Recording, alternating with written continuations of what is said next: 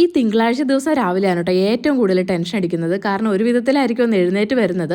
അതിൻ്റെ കൂടെ പോകണോ വേണ്ടയോ നാളെ പോകാമെന്നൊക്കെ പറഞ്ഞുകൊണ്ട് ഇങ്ങനെ മടി കാണിക്കും കേട്ടോ.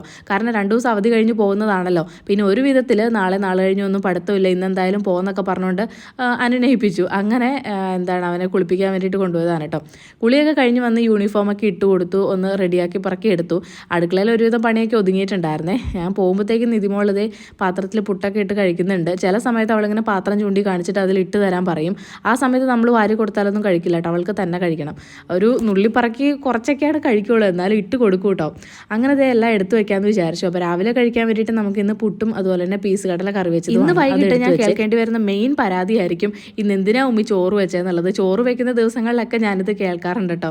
പക്ഷേ എല്ലാ ദിവസവും നമുക്ക് ഈ പലഹാരം കൊടുത്തു വിടാൻ പറ്റില്ലല്ലോ. ഇടയ്ക്ക് വല്ലപ്പോഴും ചോറ് കൊടുക്കണമല്ലോ. അതുകൊണ്ടിട്ട് ഇതേ ചോറ് വെച്ചിട്ടുണ്ട്, അച്ചാർ വെച്ചിട്ടുണ്ട്, പിന്നെ തോരനായിട്ട് ക്യാരറ്റാണ് വെച്ചിട്ടുള്ളത്. അതിൻ്റെ കൂടെ തന്നെ ഒരു മുട്ടയും കൂടെ പൊരിച്ച് വെച്ചു കേട്ടോ.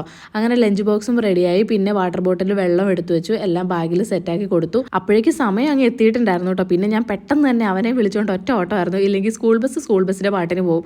അങ്ങനെ റോട്ടിലെത്തി. അപ്പോൾ തന്നെ ബസ്സും വന്നു. പിന്നെ നമ്മുടെ ആ ഒരു വഴിയുണ്ടല്ലോ, ഞാൻ പറഞ്ഞില്ലേ ഫുള്ള് മഴ പെയ്ത് ഇങ്ങനെ ചെളിയായിട്ട് കിടക്കുകയെന്ന്.